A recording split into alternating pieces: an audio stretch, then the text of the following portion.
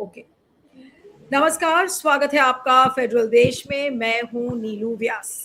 आज बात करते हैं पुलिस के बर्बरता की, क्योंकि पुलिस की बर्बरता संसद में एक बड़ा इशू बना हुआ है। आज दोनों हाउसेस जो संसद के थे वो चल नहीं पाए, इसी वजह से, क्योंकि पुलिस ने जिस तरीके से लाठीचार्ज किया। और अब आज एक सीआरपीएफ की जांच रिपोर्ट भी आई है, जिसकी खबर इंडियन एक्सप्रेस में छपी हुई है। और उस रिपोर्ट में साफ कहा गया है कि 7 राउंड्स फायर किए गए थे पेलेट गन से। और उसके अलावा बिहार से भी खबरें आ रही हैं कि AK-47 का इस्तेमाल किया गया। बिहार में ये भी खबरें आ रही हैं कि छात्रों को उनके हॉस्टल से उठाया जा रहा है। 500 ऐसे छात्र हैं जिनको या तो हिरासत में लिया गया है और या तो उनको डिटेन कर लिया गया है। और आज ये भी बताया जा रहा है कि जो आइसा की जो नेता है नेहा बोरा, वो पटना जाएंगी और छात्रों की रिहाई की मांग करेंगी। अब ये पुलिस की बर्बरता पर आज सुप्रीम कोर्ट ने ये कहा कि ये इस तरीके की बर्बरता को हम जायज नहीं ठहरा सकते, ये जस्टिस नहीं है। उसके अलावा उन्होंने कहा कि एक नेशनल प्रोटोकॉल फॉर प्रोटेस्ट उसको बनाना चाहिए। अब सवाल ये उठता है कि इन सारी चीजों के लिए गृह मंत्री से ऑपोजिशन सवाल पूछ रहा है, लेकिन क्या गृह मंत्री इस पर जवाब देंगे? आज सरकार ने एक एंटी पेपर लीक बिल भी आज इंट्रोड्यूस किया है। और कल प्रधानमंत्री नरेंद्र मोदी ने एक वीडियो फिर से इंस्टाग्राम पर शूट किया था, जिसमें उन्होंने कहा कि उन्होंने एक नेशनल टास्क फोर्स बनाई है नंदन नीलेकनी के नेतृत्व में। उसके अलावा उन्होंने फास्ट ट्रैक कोर्ट्स बनाए हैं। लेकिन इन सारी चीजों के करने के साथ साथ अगर पुलिस की बर्बरता के इस तरीके से केसेस आते रहेंगे, तो फिर क्या आपको लग रहा है कि विपक्ष शांत बैठेगा? विपक्ष तो बार बार अमित शाह से यही पूछेगा कि भाई आप सवाल का जवाब दीजिए। अमित शाह को कल राहुल गांधी ने एक चिट्ठी भी लिखी थी और कहा था कि इन गोलियों का जवाब कौन देगा, किसके निर्देशन पर पैलेट गन्स फायर किए गए थे। और आज ये सवाल बिहार में भी खड़ा हुआ है। तेजस्वी यादव और तमाम विपक्षी दल, उन्होंने 24 घंटे का सरकार को अल्टीमेटम दिया है कि AK-47 छात्रों पर क्यों चलाई गई। और AK-47 जहां चलाई गई थी, उनसे 3 छात्र इस समय गंभीर रूप से घायल हैं और वो अस्पताल में है, बताया जा रहा है। इस समय हमारे साथ संजीव सूद जी हैं, जो कि एक्स ADG हैं BSF के। और आपका स्वागत है सर। हमारे साथ TK राजलक्ष्मी, वरिष्ठ पत्रकार, पॉलिटिकल कमेंटेटर, आपका स्वागत है। और मैं संजीव सूद से शुरू करती हूँ कि संजीव जी, AK-47 बिहार में और पैलेट गन्स दिल्ली में, आखिर इस पुलिस की बर्बरता का क्या जवाब है और इसके लिए कौन जिम्मेदार है? मेरे ख्याल में ये बिल्कुल इरेस्पॉन्सिबल काम था और ये एक पीसफुल प्रोटेस्टर्स के ऊपर इस तरह का ब्रूट फोर्स इस्तेमाल नहीं होना चाहिए। और प्रोटोकॉल ये है कि पहले अगर फायर करना की आवश्यकता पड़ती है तो पहले हवा में फायर किया जाए। और वैसे भी AK-47 एक ऑटोमेटिक वेपन है, उसका इस्तेमाल प्रोटेस्टर्स के खिलाफ बिल्कुल नहीं होना चाहिए। शायद बिहार पुलिस को ये वेपन इसलिए दिया गया कि वो नक्सलों से लड़ाई कर सके, परंतु उसका यूज उन्होंने जो प्रोटेस्टर्स के खिलाफ किया वो बहुत ही निंदनीय है। ऐसा बिल्कुल नहीं होना चाहिए। और ये जो एक प्रिंसिपल है कि यूज ऑफ मिनिमम फोर्स, उसके बिल्कुल बरखिलाफ है।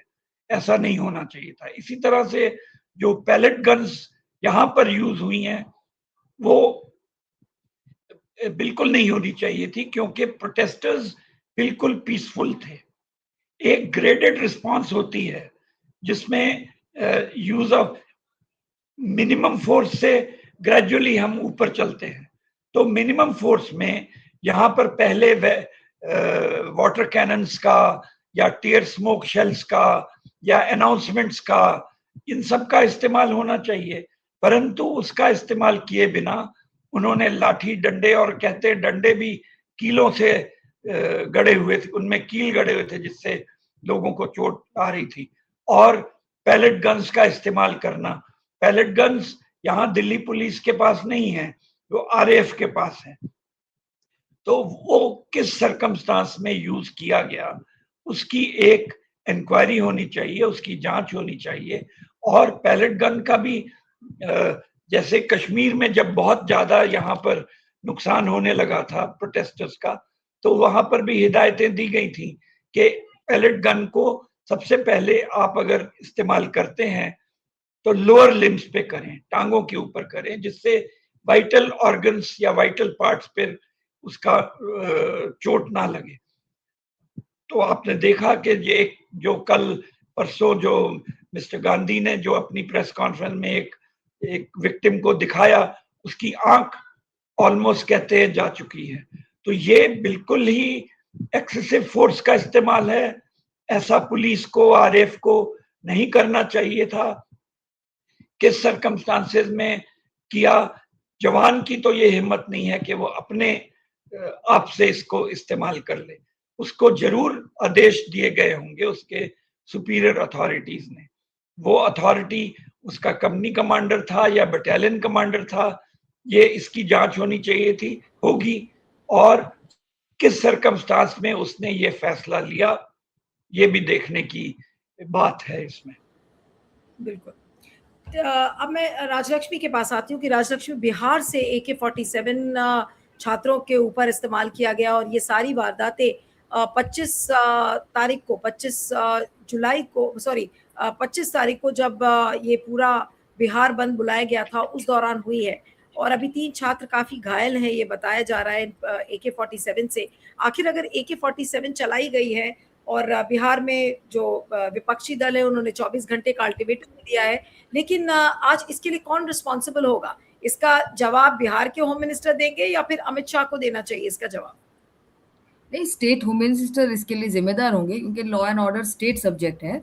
और एक मतलब पहला कदम ये होगा कि एक इंक्वायरी जो है बिठाई जाए और उस पर जो भी है प्रमा फेसी आता है वो इंक्वायरी पे, उसके बाद सस्पेंड मतलब और उनको सस्पेंड किया जाए जिन्होंने भी किया था, और इंक्वायरी उनके सस्पेंशन के जो दौरान कंडक्ट हो। लेकिन इंक्वायरी तो होनी चाहिए, लेकिन पहले तो स्टेट होम डिपार्टमेंट ये तो मंजूर करे कि इस प्रकार का फायरिंग हुआ है।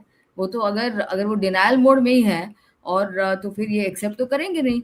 लेकिन अगर वहाँ पे अगर विजुअल एविडेंस है और सब कुछ है, तो ये एक लंबी लड़ाई लगती है मुझे, और ये आसानी से होएगा नहीं। लेकिन ये एक क्लासिक एक रिस्पॉन्स देखा गया नीलू। अभी एसएफआई के जो स्टेट प्रेसिडेंट है वो बहुत बहुत महीनों से अंदर है, जेल के अंदर, क्योंकि उन्होंने एक प्रोटेस्ट निकाला था। शायद नालंदा में था या कहीं था, मतलब यही मतलब एजुकेशन के इशू को लेके कि कोई संस्था मतलब चालू की जाए या शुरू की जाए, उसको मतलब इशू कुछ ब्रॉडली यही था।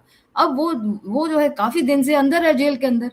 अब हाँ, और वो भी एक वुमेन स्टूडेंट है और एक वुमेन प्रोटेस्टर, अगर देखा जाए तो ये अप्रोच जो है ना, इसमें एक बहुत मतलब सुधार कहें या क्या कहें, किस लेवल का सुधार जो है जरूरत है। क्योंकि एक एकदम रिएक्शनरी एक रिएक्टिव काइंड ऑफ रिस्पॉन्स आता है अब जो है स्टेट से, जब भी कोई मतलब प्रोटेस्ट ऑर्गेनाइज। अब अगर इतना ज्यादा डिससैटिस्फैक्शन है हाँ जो लोगों में, तो डेमोक्रेसी में, लोकतंत्र में तो ये कहीं ना कहीं वेंट तो होगा।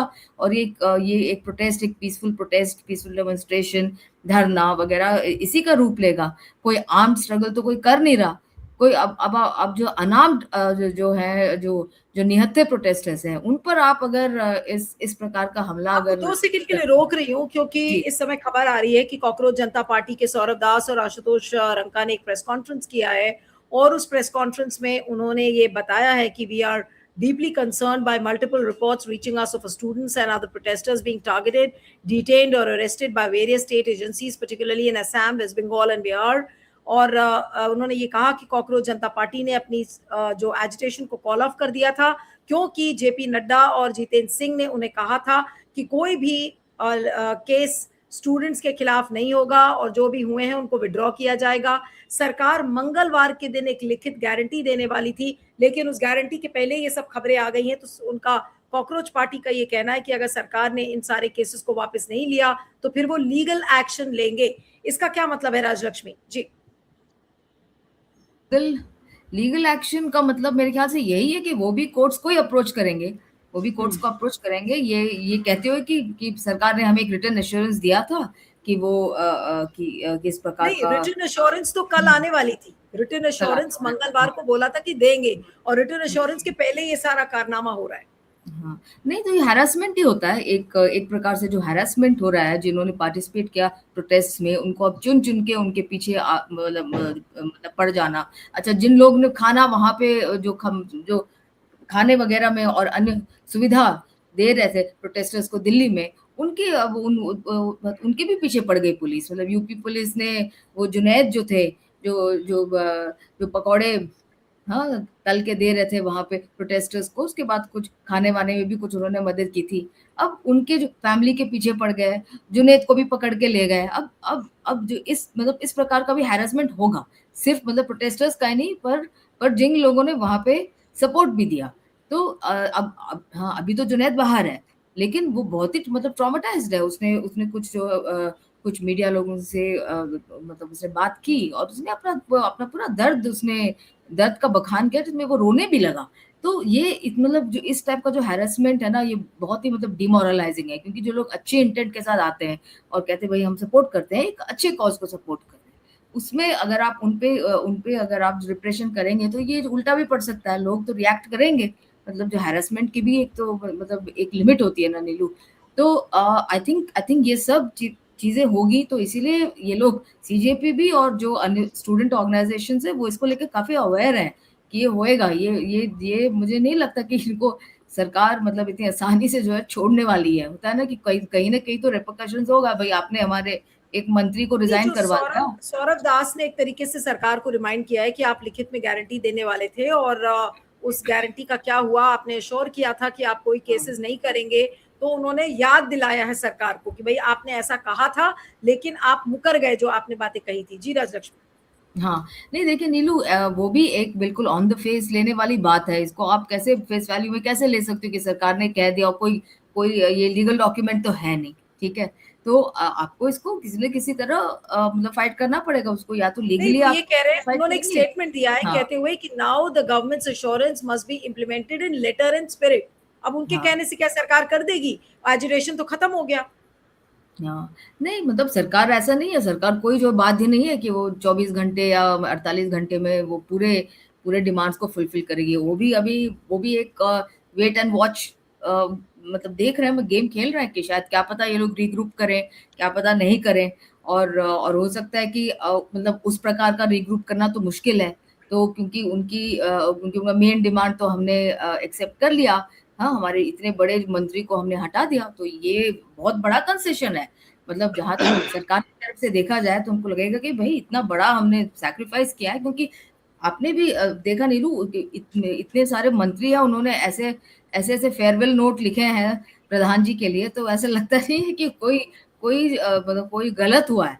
हाँ, और ये कि नहीं, उनके आज भी उनका जब धर्मेंद्र बहुत प्रधान दर्द है। अपनी हाँ, जब आज अपने प्रधान जी धर्मेंद्र प्रधान जब आज अपनी गाड़ी से पार्लियामेंट से उतरे तो धर्मेंद्र प्रधान जिंदाबाद के नारे लग रहे थे पार्लियामेंट में। हाँ, हाँ, तो देखिए बिल्कुल ये एक कलीग है जिनके लिए वो सपोर्ट सपोर्ट व्यक्त कर रहे हैं। बिल्कुल, कोई बिल्कुल, अफ़सोस नहीं है किसी भी प्रकार में, बिल्कुल, सरकार में बिल्कुल। मैं कहीं आपको भी 2 नहीं है। सेकंड के लिए रोक हाँ, रही हूँ, 2 जी। सेकंड के लिए रोक रही हूँ क्योंकि आपकी स्क्रीन पर वो तस्वीरें हैं जो पुलिस वाला आप देख सकते हैं कि AK-47 लेकर सड़कों पर दौड़ रहा है और यही विजुअल है जो इस समय काफ़ी वायरल है और लोग इसके बारे में बात कर रहे हैं और इस पर अकाउंटेबिलिटी राहुल गांधी ने भी पूछी है आज अपने ट्वीट में कि भई AK-47 का यूज़ करने का निर्देशन किसने दिया था? इस तस्वीर को देखकर मिस्टर सूद आप क्या कहेंगे?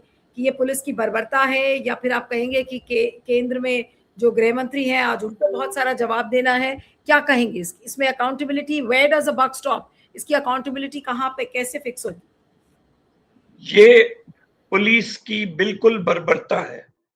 पुलिस को ऑटोमेटिक हथियार प्रोटेस्टर्स के खिलाफ इस्तेमाल करने का मेरे ख्याल में कोई हक नहीं है। मेरे विचार में अगर मैं उस जगह पर कमांडर हूं तो मैं कभी उनको ये इस्तेमाल नहीं करने दूं। अब ये इसमें देखने की बात है कि क्या ये जवान ने अपने लेवल पे डिसीजन ले लिया, क्योंकि ये जवान अकेला दिख रहा है और इसके पीछे कोई कमांडर्स वगैरह नहीं दिख रहे हैं।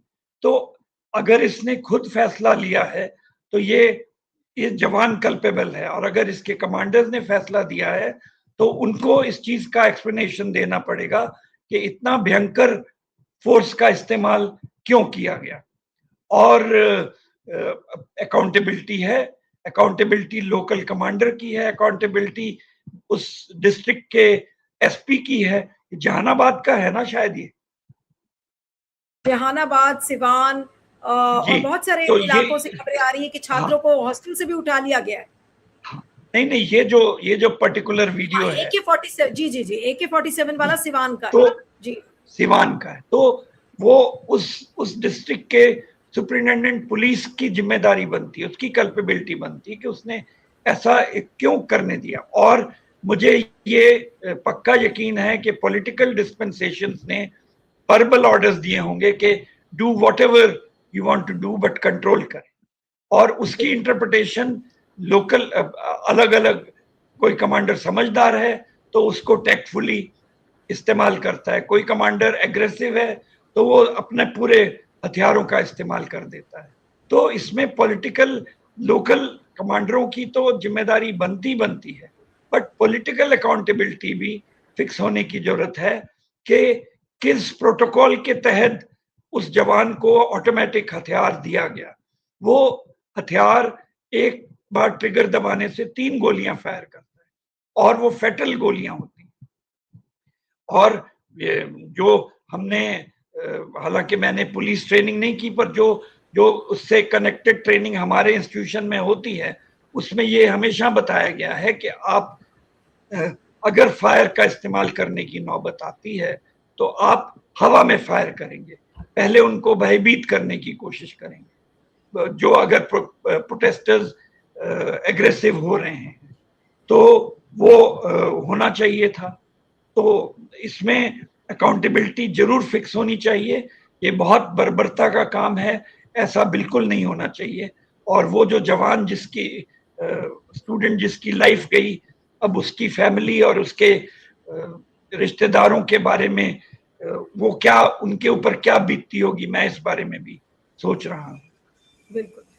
लेकिन राजलक्ष्मी, आपको लग रहा है कि हाउस क्या विपक्ष चलने देगा? सरकार तो ये कहेगी कि देखिए हम कितने सीरियस हैं, हम तो एक नई बिल लेकर आए हैं, फास्ट ट्रैक कोर्ट्स बना दिए और एक टास्क फोर्स बना दिया नंदन नीलेकनिक में, लेकिन ये तो विपक्ष है जो बार बार अवरोध पैदा कर रहा है। विपक्ष नहीं चाहता कि हम कुछ और करें, लेकिन अकाउंटेबिलिटी से भागती हुई नजर आ रही है सरकार, ऐसा लगता है। तो आपको लग रहा है कि विपक्ष हाउस चलने देगा ऐसे में?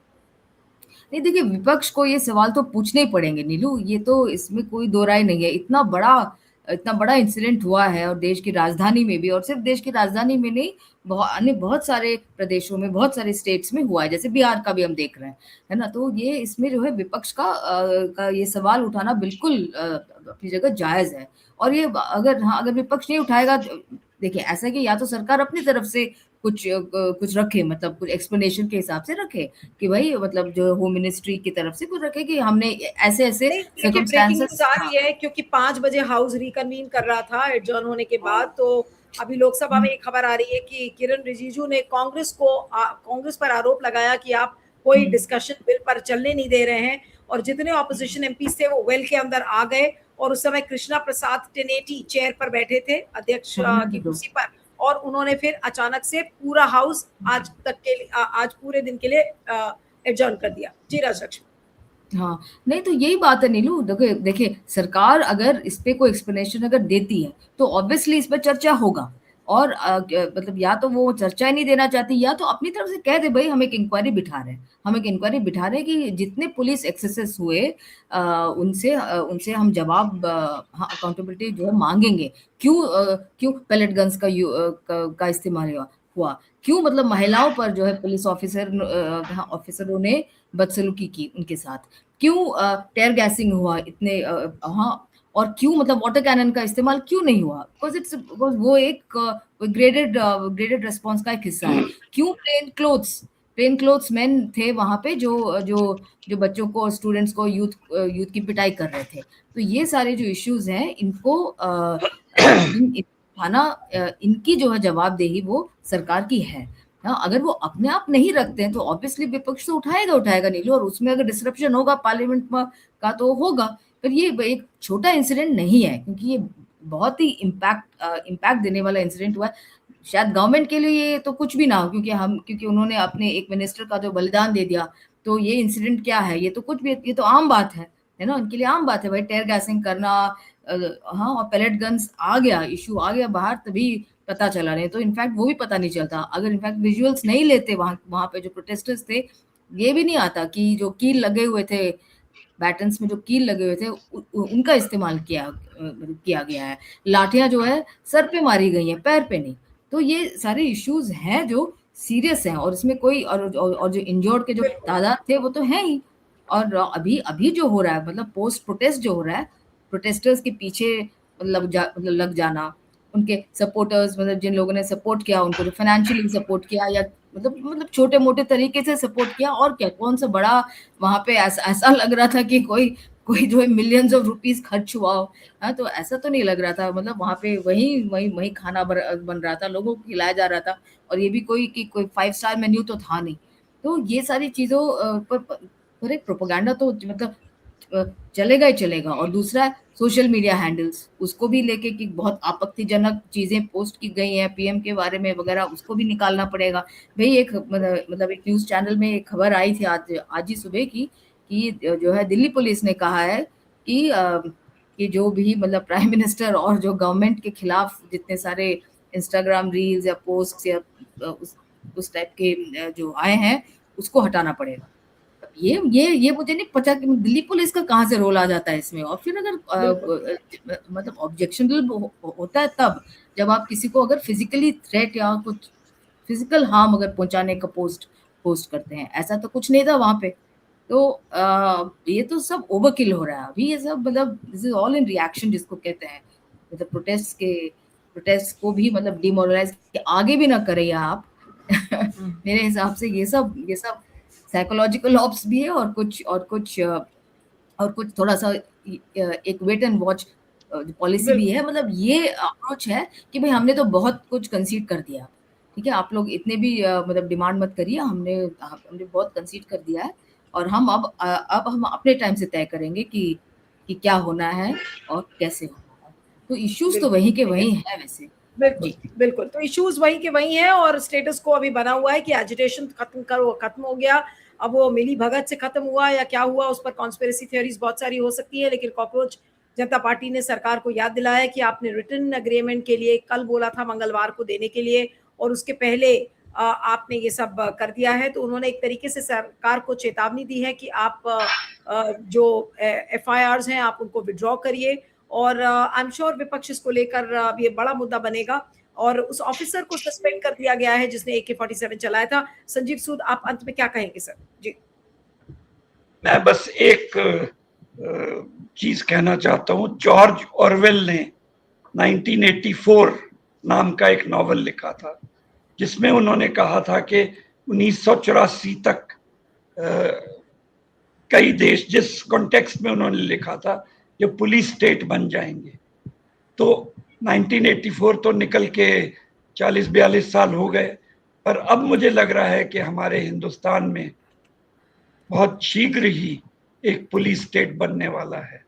अनलेस इस तरह की ब्रुटैलिटी की टेंडेंसीज को, अनलेस हम अपने ही लोगों को एनिमी की तरह ट्रीट करना ना शुरू कर दें, अनलेस हम अपने ही लोगों के ऊपर तरह तरह की रिस्ट्रिक्शंस इम्पोज ना करना बंद कर दें, तो मुझे लगता है कि हमारी डेमोक्रेसी एक बहुत भयंकर, उसके ऊपर एक भयंकर खतरा मंडरा रहा है। ये करेक्शन की आवश्यकता बहुत ज्यादा है। बिल्कुल।